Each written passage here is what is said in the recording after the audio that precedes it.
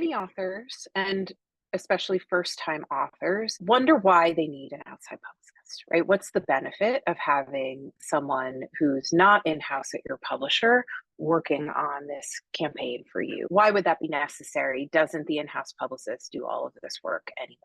So to answer a question like that, it's best to understand that in-house publicists are just the best, right? They're incredibly hardworking, they're diligent, and I was on that side for a very long time. It's a tough job, and it's often a thankless job because they're doing so much all the time. And that's also true for the trade marketers in-house. They're smart and creative and really diligent.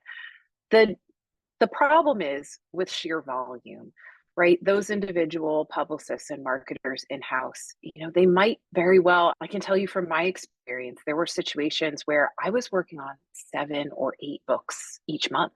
Sometimes I was booking 5 or 6 author tours at a time. It's a massive, massive workload that no one can get done in a regular 9 to 5 work day. I can tell you from experience, it's impossible. So despite their diligence, despite how much they may want to give your book every opportunity and all of their time, they have to spread their time and their resources across what might be, depending on the publisher, hundreds of books annually and a handful of publicists. I was very fortunate in the places that I've worked in the past. My team at Oxford was just the best team. They were smart and hardworking, but it's a lot of books and it's a lot of work. And sometimes the squeakiest wheel gets the most attention. So if you're one of those authors who's unsure of what to ask for or doesn't ever want to ask for more, it can sometimes be helpful to have someone on the outside who's representing you and can be that person who's a little bit of the squeaky wheel, who can ask for more, who can ask some questions around what the marketing efforts are going to be and can they do more. So I think from that perspective, it's always nice to have someone who's in your corner. Here at Page One, we are always looking to be that person who is standing by you and making sure that you're getting everything you possibly can from your in-house team while supporting them to the best of our ability. We are not competitive with your in-house team. We want to wrap around their campaign and fill in any holes and gaps that they just don't have time to dig into deeper. For example, podcasts, right? There may very well be hundreds of outstanding podcasts in your subject area, and your in-house publicist may have time to pitch 15 or 20, or maybe they even get to 30.